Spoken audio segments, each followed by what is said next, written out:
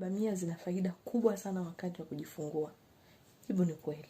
Ni kweli kwa nini? Ule ute wa bamia huwa unasaidia sana kuongeza ute pale mwanamke anapokuwa na uchungu, na ute huu huwa unasaidia sana wakati wa kusukuma mwanamke kuterezesha mtoto kwenye ile njia ya uzazi kwa muda mfupi na kwa urahisi zaidi.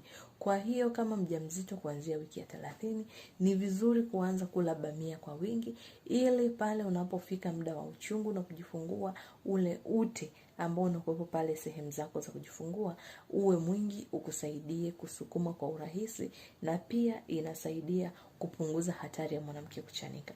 Kwa kama unataka uone ni jinsi gani unaweza ukatumia bamia kama mboga, pia kama juisi, kuna video nimelink hapo chini inaonyesha jinsi gani unaweza kutumia bamia kama juisi.